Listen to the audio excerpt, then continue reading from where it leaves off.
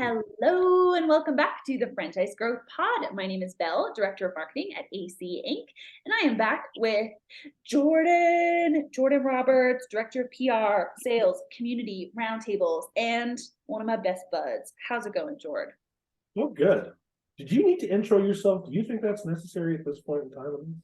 Intro myself, like have to say who I am, like the hello, that. I mean, if I feel like they don't know you, shame on them, but Yeah, just like, hey, here's my co-host, and never introduce myself. That could be up to them to figure it out.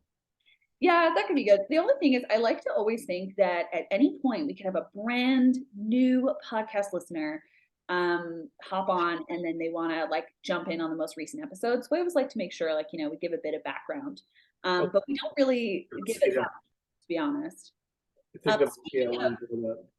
Sorry, I'm just like interrupting you all over the place. Speaking of cool podcast things, I don't know. So at the time we're recording this, a couple weeks ago, so I guess probably going to be like a month or so ago, by the time this comes out, Anchor, which is where we host and do all of the editing and stuff of our podcast. Anchor has actually become Spotify for podcasters. So it partnered with Spotify and brought together a couple different tools, and it's the exact same tool, but now they're like a Spotify partner and changed their name, which I thought was really interesting. Did you hear about that at all? No, but I'm starting to feel like I'm a little left out. The point was not to make you feel left out. The point was to share some podcast news, which is I typed in Anchor to go put our podcast up. So as obviously the marketer of AC Inc., I do the podcast editing and then posting, so scheduling them out in advance so you guys can get all the value all the time. And as I was doing it, it popped up and it was like Spotify for podcasters. I was like, what? And then I logged in normally and it was all fine. And then it came up as Anchor has changed. Like now it's going to be called this. And I thought that was kind of neat. I'm like, Spotify's really taken over the podcast space. And I kind of think it's cool. I think it's really good for them and not only just in the creators, like who they're getting on Spotify shows and stuff. And all their Spotify exclusive stuff, but also in the tools. Like Anchor is one of the best tools to create podcasts on, like edit and publish them. From all the reviews and all the people I've talked to and everyone I know who puts them together, that's definitely a very favorite tool. So I think it's really smart for Spotify to be trying to bring more of those partners under their umbrella. I think it's very smart. Very cool. I like this. Mm-hmm. Yeah, it's kind of neat. Are you looking it up right now? No, but I'm going to. Okay, sweet. I'll put all of this up. Okay, cool. My dog is out of the background. Oh, hi, Denny. If you're not watching on YouTube, Jordan's dog is right behind him on the YouTube recording. You can go check him out. He's very cute. Did you go for a walk with Denny today? I did. I did. I go for walks every day with him that are about an hour long. Wow. I have to. I try to get 8,000 to 10,000 steps a day. Nice. That's the major key. And he doesn't want to go for the walks. I want to make this very clear. I'm not walking as it's like you need to get up. He would gladly never walk. Ever. So at the end of that hour, I'm in front. Yeah, and dragging. You're like, Denny, do you need a ride? Oh yeah, very much so. He's pathetic that way. At what point do you think you're gonna like put Denzel in a stroller to walk in? What do you think that's gonna be like? Do you think he would like that? Do you think he wouldn't be into that? Like he would be into it. And just so we're clear, I've actually looked up the attachments for my bike. Yes. So I'm gonna try. What I'm gonna do is I'm gonna get one that I can attach to the back of my bike, and I'm gonna put my logo on it for my franchise, and then I'm just gonna have him sit in the back, and he's gonna roll around town with me. That's such a great idea. Oh my gosh, a little bit of community organic marketing going on there. I love it. A little bit of that. We'll talk about that when it happens. Yes. Yeah. That's so fun. We'll have to do like a full recap. That is definitely going on LinkedIn, by the way. Something Jordan is working on is being on LinkedIn more, which is something obviously I never shut up about with all of our clients and community. So Jordan's been awesome on LinkedIn lately, and I'll be anxiously awaiting that post in the next few months.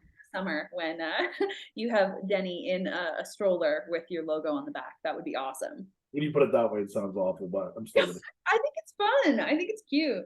I mean, you'll get made fun of, but in a good way. It's like you want to create buzz. Yeah. But it's Victoria. Like, Victoria, if you don't have something weird on the back of your bike, you're really not from Victoria. It's true. It's true. They're like, who is that person? Like, they obviously don't live here. Okay, well, we have successfully had some good updates about the podcast world. Talked about Denny, obviously, highlight. Talked about some organic marketing strategies in case anyone wants to steal that for their business. And now we're going to talk about so something that I don't know if everyone knows about you, Jordan, especially if they are a newer podcast listener. Part of what you do at AC Inc. is obviously sales, PR, community building, roundtables, all those amazing things. Big relationship builder over here. But part of what you do is that, and then you are also a top performing franchisee, and you have been for what, a decade? Decade. That's so. I've been franchisee for 7 years, and I think and I've been top 5 out of 715 for about 8 or 9 of those years. Oh my gosh. Okay, so you are an extremely amazing franchise owner.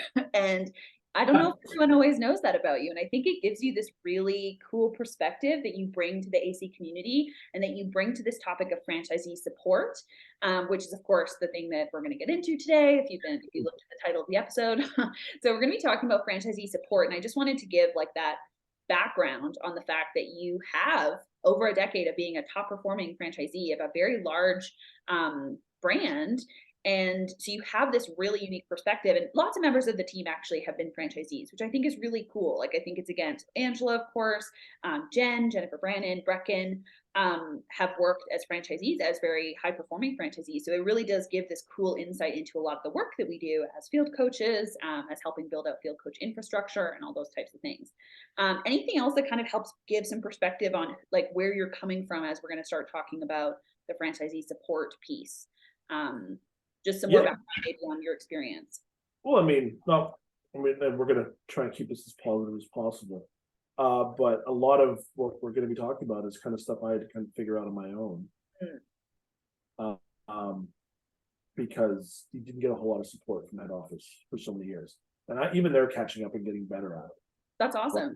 But a lot of all the support I had was kind of based around compliance. So it was like, hey, listen, we need to go up. It's like, okay, well, how do I do that?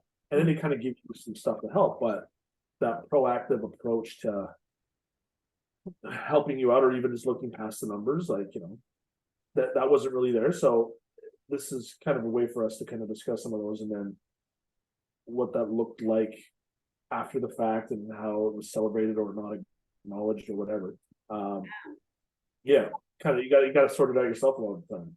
You do, and I think that speaks to actually one thing you said is something I maybe want to dive a bit deeper into, because this is something we get asked a lot about, or we get even comments like at an event when Steven's having a conversation. Like, there are times when people will go, oh, we do a lot of support and stuff. And a lot of the times, actually, when you kind of ask more about it with, established brands, they want their franchisees to be supported. But a lot of that actually goes more into the compliance and less into the strategic growth coaching to actually help them build the business and be better business owners themselves, not just be like I feel like the basic is the complying with the systems and processes and branding, and those are awesome and definitely good, good to think about and good to have systems around. But there's this whole other piece that I think sometimes people even forget to put into the same category, which is that becoming a better business owner, so you're making more money, you're being more profitable, you're hitting your goals. And that, again, as you said, has to do with the finance piece, but also the culture piece and the retention piece and the hiring, all those things. So maybe expand on what are some good kind of mindset things to think about it if you're a ZOR who has to kind of like almost wrap your head around the fact that compliance is super important, but it's not the full part of support. Like, that's not what support really encapsulates completely. In a lot of ways, it's not even support at all. It's kind of the opposite of support. It's, hey, you're not doing this, do this better. There's not a whole lot of support in that sentence, no matter how you butter it up. Support is, hey, I've noticed your sales on Sunday aren't doing well. I come from a brand, like I said, who looked a lot of the numbers. Why don't we find an event you guys can do Mm, in your, like, what can we do to drive traffic in? And then, yeah. they have all the information, I'm not, then I speak about my brand only, but they knew all the charities we worked with and all the events we've done, because you have to report that stuff. Yeah. So really, it's always nice to have that. I thought that they could have come to you work with these people on these days and you always saw a bump. Let's bring them in on Sunday and let's have them come in. Let's see what happens. I'll come and do it with you. And I know that a lot of some of the and I've seen this in multiple brands, is the FBC or the field coach will come in when maybe there's a low performer that wants to do better. Sometimes you don't want to have to wait for that. You don't want to have to wait for you to just be above sea level before you start going back up. That's actually so true. The idea that coaching or support is really only needed when someone's struggling or having challenges is very much more that reactive or operational support that we talk about. We have whole episodes dedicated to the difference between proactive and operational support, but that really does fall more into that operations day to day, right? Those kinds of things, as opposed to, as you were saying, like, what about supporting people who are even maybe doing pretty well right now, or have goals to, be the very, very best, or bring in this amount of money, or have this many, team members, or whatever that is. And I think that's a really cool way to look at support as well. Is it's not just to help people who are really struggling. You don't want people to be struggling. You actually want them to be doing really, really well, for all kinds of reasons. I love that point. You said something else though. I wanted to just circle back on about the compliance being not really the same as support, no matter how you butter it up. But then you went on to talk about that, like, mindset piece of having a home office that is like, looking out for you and going, oh, your sales aren't doing as well on these weekends or on these days, whatever. What are some things, we can brainstorm together, as you said. So, and to me, I agree. I think, compliance is not really like support necessarily. It's helping you be successful, because you don't want to have a totally different logo, or like start using random different fonts, or not talking like the brand, or like there's things that will obviously hurt your your growth. But to me, it's like that piece you just said about looking out for your franchisees, and like having that be the mindset, and that be how can we strategically get you to this next level, or what are your goals around this that we can help you with, and let's have a brainstorm session, let's have an action tracker that we can track these steps, right? So that kind of thing, I feel like when systems have that in place, and we see this all the time, when systems have that kind of attitude around interactions between owners and the home office team, I feel like that's when compliance actually can be good. It can actually be like, oh, hey, we're noticing, like, you're using this not to our brand standards, or you've started shifting your processes. Like, let's just make sure we check in on that.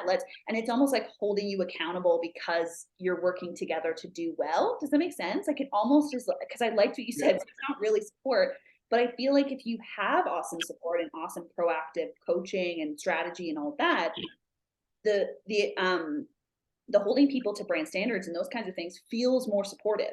Like, if you have those other support things going on, it feels more supportive, even if it's still, again, kind of the same thing. You're 100% right. Like, coming to someone and being like, hey, you're not doing all these days, let's look at this. Yeah. Let's just say that's compliance. Let's just say you're like, this is a bit of a red flag for them, and then like, figure that out. It's a much better idea than them coming and being like, hey, your sales are down, like, those need to go up. Yeah. Thank you so much for your insight, right? Like, it's just that, yes, I know they need to go up. And, well, we know so many systems that have franchises that maybe just need more support in understanding their own business. And you're going to deal with a lot of, some are good at marketing, some are good with numbers. Like, I was blessed that my business partner in my franchise, which is rare too, is a numbers guy. Oh yeah, that is really numbers. I can't save 2 pennies to rub together. Fine. You take care of the numbers. You tell me what we can do here, there, and the other. I can handle the marketing and the output for that. And it was fun because whenever we did have an issue, there was one of us that could handle it somehow, some way. And that's not always the case. So you have so most franchisees are wearing both those hats. They're not doing well. I mean, I know franchisees that have had major problems with just keeping their bank balance above what it needs to be. Yeah. And the franchisor is like, hey, listen, like you're behind on your bills. Well, that needs to be better. But like how? What Yeah. how do we wait for you to get to this point? Why are that proactive approach just isn't there all the time? And I'm kind of ranting now. Yeah. Absolutely. Well, that's what I find so cool about you being on this team and supporting franchisees and franchise systems this way, because you have that perspective of going, I was really lucky. My business partner was really solid at these things, so we could kind of team up and work on these things together. But to understand that when you see, what we put in place for systems, or on these field coach roundtables that you're often on, right? These professional development roundtables for field coaches, you hear what these field coaches are doing in their systems to stay on top of things like getting everyone's financials in order and having scorecards that people feel, proud of reporting every month. Like, here's what I'm tackling, here's what my priorities are. This is how they, connect to my big goal for the year. Like, BHAGs, the yeah, BHAGs, big, hairy, audacious goals. Get your franchisees on them. yeah, it's so powerful. And it's cool because you have that perspective that not everyone has, about when you see those things, you go, oh my gosh, I have been a part of something where that maybe was not always the case. And you can see how that's helping just the overall industry, franchising in general, get better, right? Have more people who are successful as owners. It's really cool. It's a really neat perspective to have. I want to ask though, so you learned a lot of things on your own. You're seeing even your system start to adopt more of this proactive support approach, or more of the validation and offering training. You're really starting to see that 10 years in, and going, that's awesome that the industry is changing in that way, that we're starting to see more of that. Like, that's so exciting. Um, I want to talk about just a couple types of franchisee support. We've talked a lot about the proactive, like the coaching, the strategy, having someone designated to help build out, roadmaps and action plans with owners. We've talked about that.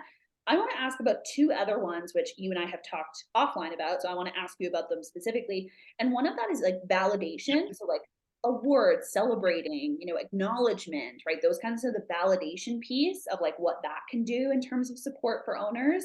And then the training. So like ongoing opportunities to learn more things, or to get new professional development, kind of those kinds of things. So I want to hear your thoughts on those, and just any even instances you've seen like that really make a huge difference, either in your own, your own life, or with some of our clients or community members as well. Like, where do those kind of stand out in your mind? My thought on validation has shifted, not good or to bad or bad to good, but just shifted as I've become a more established franchisee in my system. Like I don't spend the amount of time that I used to. First Yeah. openings are 12 hours a day. Now I have staff and I've got them doing stuff. And what has happened with the validation, especially specifically to my store, is I have my manager, my assistant manager, they're amazing people. Yeah. They love social media. And what has happened is we are starting to make some great content on social media. And Bosley's head office shares a ton of the stuff we do. Not only ever. So they see that, or we'll post a picture or video, and they'll put a link to it in the communications to all the franchisees. But like, this is what they're doing here. That validation for my staff means more than it could have ever done for me as a franchisee. Right? Like, I'm a franchisee. I had a bit of a better relationship. They're like, they give me a pat on the back and the band. But with my staff, they love it. And it just keeps them coming back, and they want to do it again, and they want to do it again. And when we have our conference, the last conference we had, because we've been doing really good at this for about a year and a half. The last conference, people were coming up to my manager and being like, do you do the social media? Because I've seen some of your stuff, and it's like, that's amazing. That's specifically to my experience, that social media validation for two people, and they did not want to get into it. They did not want to do it. And once they started going down that rabbit hole, they've just leaned into it hard. And now they get all the validation they could. That stuff that I can tell them it's great. But that third party, Yeah. that means more than me. They're like, yeah, we know you like it, Jordan, because you don't have to do it if you like. Yeah, like the validation even goes beyond the owner and can go to like the team, or people, within your business that are taking ownership and thriving and stuff. That's so cool though, that like you empowered them to do that, or it was put on a task list or whatever, and if they leaned into it, and now are getting all this acknowledgement from the full brand and just going, this is incredible. We love the examples that this gives, it gives to other locations and all that kind of thing. That's really cool. Like that's a very neat thing to have as a system. It's like that encouragement and validation in that way. Because I agree, it's not always even about the owner necessarily. It's also about your team and even your community, Yeah. those kinds of things. Yeah, and I've always found that over the last 5 years, they've done a lot of competition. Not competition. They're like, this is the treat of the month. And then they'll put the store numbers and who's doing well throughout like every week. And my staff take that on personally. And if we win, I go out and do something big for them. Yeah. I usually do it anyways, but like if we're really putting a push and we're like, well, man, we sell a ton of these treats here. Let's see if we can win.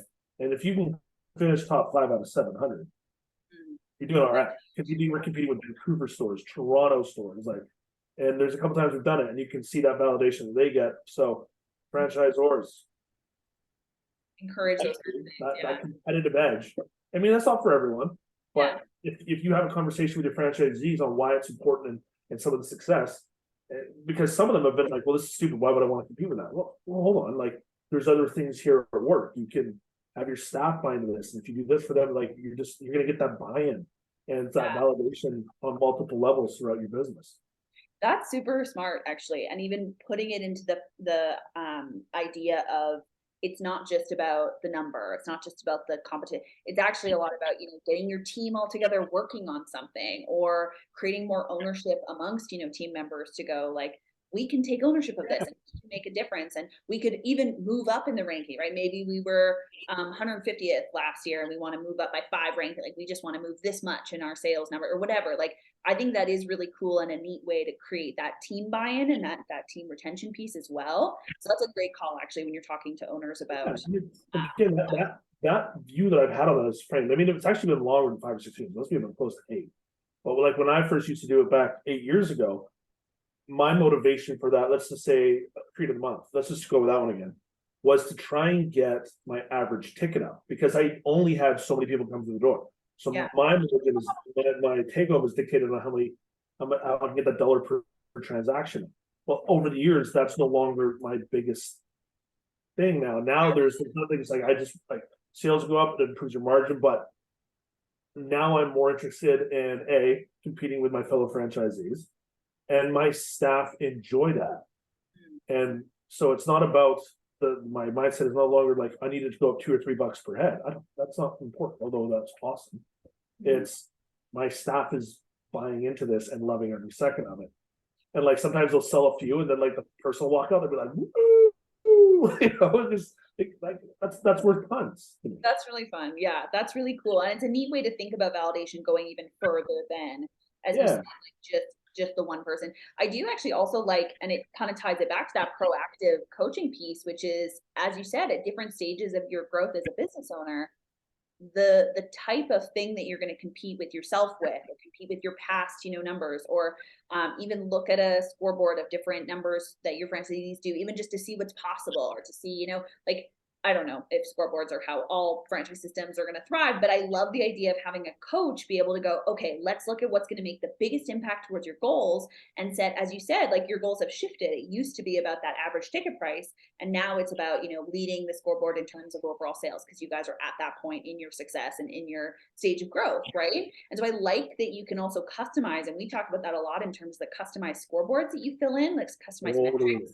for every month, is that your system is going to be different and your specific location is going to be different because, depending on where you're at in your growth journey as a franchise owner, and depending on, your goals. Not everyone has the exact same goals for their business. So I really like that. I like how it's changed for you over time. I think that's really it has, and my understanding of it and my strength about it. And that I think it happens with any business owner. Like your priorities change, but they stay the same. Like I still want money through the door, but it's gonna be for different reasons. It can shift. Yeah. The ways that you measure it and stuff can really shift. That's really interesting. I want to finish up with the training question. So I asked a while ago the kind of 2 comments on the validation piece, which I love the key takeaways already in that. And for the professional development or the training thing, because that's kind of another key element that also can be done by a coach. So that, relates again back to that proactive field coaching. But just offering more trainings or more opportunities to like learn new things or excel certain skills or those kinds of things. What do you think that, and even, if it's things you've seen like in our roundtables or things you've seen in clients that you work with and those kinds of things, what are the big things about training and professional development that can really help in terms of franchisee support? Like, how does it impact owners from your experience?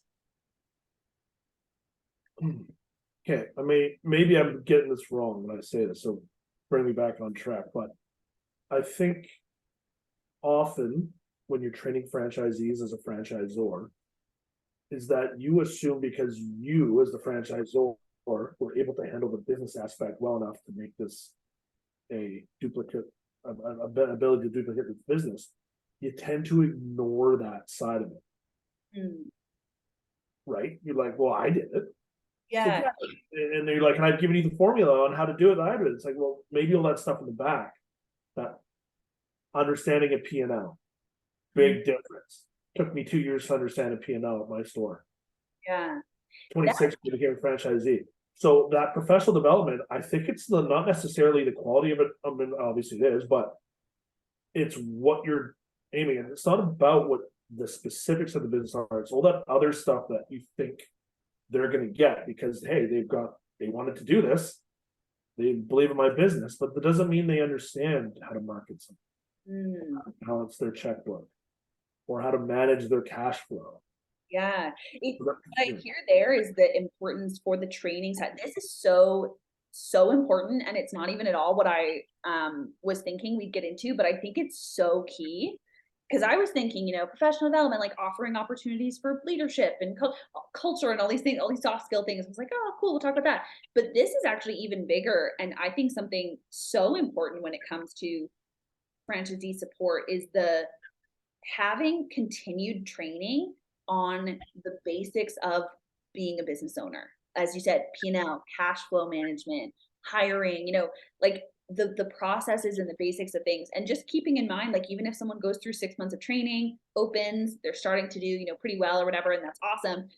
To have that continued training of like, hey, are there certain things you're not understanding about your books? Are there certain things we're struggling to figure out about calculating our merch percentages or whatever it is, like these random little things that have to do with building a business, keeping in mind, like having training and ongoing training opportunities for those things is foundational. Like it's not even the offering, leadership yeah, and those kinds of, that's all awesome. And I think that's and still you're so 100% important. right. Like, the culture aspect's huge, and I'm a big believer in culture. It's One huge. thing that I've always been proud of more than anything that I've done with my franchise is I have probably one of the lowest turnovers That's in, incredible. in the entire country. Like I think over 12 years, I've had like 40 employees, and when you look at where we are, that's minimal. Insane. Um, and it's that culture to me was secondary for years, even though I did all right with the staff I had, because I had to learn how to do their stuff. So it's like I'm not worried about how the culture in my store is. I'm worried about reacting poorly because I'm like, I have to file my taxes by when? Yeah. Okay. All right. Oh, I didn't know I had to pay that bill. What do you mean I need a business license? Like these are all things that some of these things that I had to figure out on my own. So when you think about the professional development about other stuff, it's like if you don't have the basics down, Mm. that doesn't matter really because they're not going to be able to manage it. But at the same point, once you get your feet wet and that foundation's built, and you have the confidence in all those basics, we'll call them, Or the backbone. business Yeah, foundations is what we often call them in like the yeah, it's courses and stuff. Yeah. then you want to work on the culture because your mind frame has changed. And And and culture is like, as you said, like about the turnover thing, that can actually be a huge stress off of someone's shoulders to have amazing culture where people want to stay a part of your team, want to serve your community in the very best way possible, or have innovative new ideas or whatever that like culture is so huge, but you're so right. Like it can almost be distracting if you like don't understand your financial statements or don't understand your rental agreement, and your insurance is another huge one. Like all these kinds of foundational, like financial pieces that, again, that training, it's awesome to have that initial training. And I think that it, like so many systems have great initial training set up, but it's that idea that, okay, and then we never have to like tell you anything more or help with any more of that training. You'll just know that, and you'll just always be up to date on, how that works. And it's It tough. has to be real time. You can't be Yeah. like, you forget your P&Ls. Yeah. Like, no, we're gonna have to talk about that when it comes up in real time. I'm not gonna tell you about it in initial training, especially since if I'm like, what the heck's a P&L? You better have an entire course ready to go on that. Or So just the follow-up, like, just because I mean, I don't know about you, when I take courses and stuff, like, I'll try to take in as much as possible, but when you're trying to take in that much information, like, not all of it sticks, and so being able to circle back to those foundational pieces often and having opportunities for people to continue learning about that, and having a coach be able to check in on those things is so huge from that proactive support side. And just check in and see, like, oh, do you understand, your chart of accounts and stuff, and like, that's okay if we need to do a training session on that, and that's awesome. And like that, and as you said, when you have those pieces in place, it gives all this opportunity for development of your culture and development of your team building practices and leadership skills and all those kinds of things. But if you're constantly, your financials are out of order and you're all over the place because of that, like that, it takes away from all the awesomeness that could be coming into your business that way. So I think that is so awesome, Jordan. Such an awesome tip. like, Um, if you have yeah, great culture, or you think you do, and you're balancing paychecks, believe me, that culture, the strength of that culture is gonna get put to the test pretty fast. that's hilarious. That's actually so true. That is so great. Well, Jordan, this has been an awesome episode. I love hearing your perspective and yeah, your take just as a successful franchisee and as someone who's worked on the home office side of a franchise, as someone who now works with systems to help put proactive support in place. Like, it's just really neat hearing your thoughts on it, and getting to talk to you is always such a pleasure. So thanks for coming on the pod today. Best part of my Mondays. Ah, well, for everyone who is listening, I hope you were taking all the notes, grabbed all your key takeaways, maybe read all of them, get all of them. There were some really good ones in there.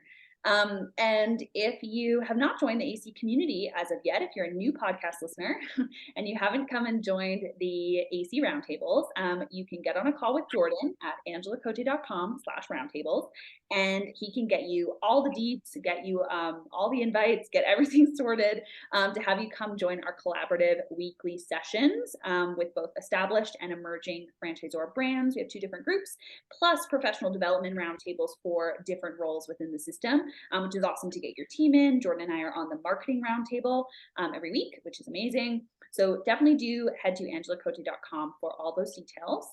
And if you have any questions about franchisee support and getting some more proactive coaching in place for your owners at any stage of growth, also reach out to us at angelacote.com, because that is our specialty, and we love to help brands increase that franchisee profitability and support. Anything else before we finish up here, Jordan? No, that was awesome. Thank you for having me on here. I love doing this. Perfect. Okay, well, hope everyone has a wonderful rest of your week, and go be awesome.